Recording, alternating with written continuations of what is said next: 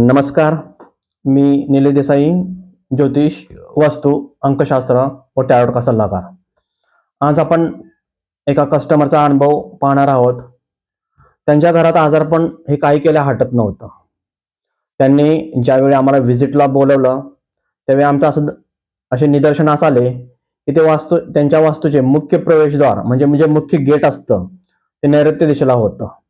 याचबरोबर दुसरा वास्तुदोष आढळला, तो म्हणजे हॉलचं जे मुख्य प्रवेशद्वार होतं, म्हणजे वास्तूचे मुख्य प्रवेशद्वार होते तेही नैऋत्य दिशेस होते. म्हणजे नैऋत्य दिशेला असलेले वास्तूचे मेन गेट व नैऋत्य दिशेला असलेले वास्तूचे मुख्य प्रवेशद्वार हे दोन वास्तुदोष आम्हाला त्यांच्या घरात जातात लक्षात आले.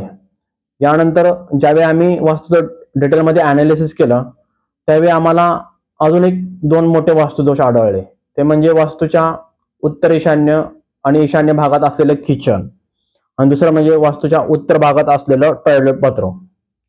आता आपण याचं वास्तुशास्त्राच्या दृष्टिकोनातून पाहिलं तर काय होतं, नैऋत्य दिशा ही तुम्हाला स्थिर स्थावरता देत असते, चांगली स्टॅबिलिटी देत असते आणि ईशान्य दिशा ही तुम्हाला आरोग्य देत असते आणि उत्तर दिशा ही तुम्हाला धन देताना दिसते. नैऋत्य दिशेस वास्तुशास्त्राचे पाय असतात.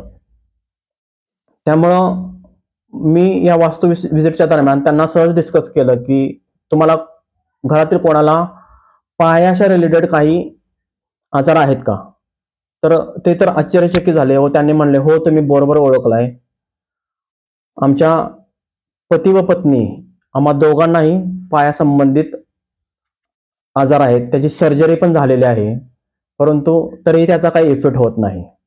आता इथं पाहिलं तर इफेक्ट न होण्याचं कारण ते म्हणजे वास्तूच्या नैऋत्य दिशेला असलेला मुख्य प्रवेशद्वार व त्याच दिशेला असलेला मुख्य गेट. आम्ही काय केलं, त्यांना ह्या वास्तूच्या नैऋत्य दिशेस असलेले दोष घालवण्यासाठी उपाय सांगितले. याचबरोबर वास्तूच्या ईशान्य दिशेस आणि उत्तर ईशान्य दिशेस जे किचन होतं त्यासाठीही त्यांना वास्तुदोष निवारण कसे करायचे हे सांगितलं. व उत्तर दिशेस जे टॉयलेट होतं, जे वारंवार त्यांचा पैसा हॉस्पिटलमध्ये घालवत होतं, त्यासाठीही वास्तुदोष उपाय सांगितले. त्यांनी येणाऱ्या 8-15 दिवसात सगळे वास्तुदोष उपाय करून घेतले व त्यानंतर 1-1.5 महिन्यांनी मी त्यांना फीडबॅकसाठी फोन केला. तर त्यांचा फीडबॅक असा होता की आता सर्व काही ठीक आहे, आमचा आजार पण कमी झालेला आहे. हॉस्पिटलमध्ये जे जाण्याचे वारंवार योग येत होते त्याची फ्रिक्वेन्सी अतिशय कमी झालेली आहे. आता जस्ट आम्ही फक्त एक बॉडी चेकअपसाठी जात आहे व आता मी व्यवस्थित असं आरोग्यपूर्ण जीवन जगत आहे.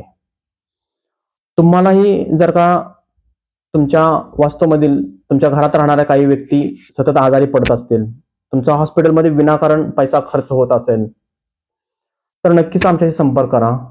तुमच्या वास्तूचे आम्ही व्हिजिट करू, वास्तूचे योग्य ॲनालिसिस करू, वास्तुदोष असतील ते आयडेंटिफाय करू व त्या वास्तुदोषावर तुम्हाला योग्य असे उपाय सुचवू, जेणेकरून तुम्ही आरोग्यवान असं जीवन जगाल. थँक्यू.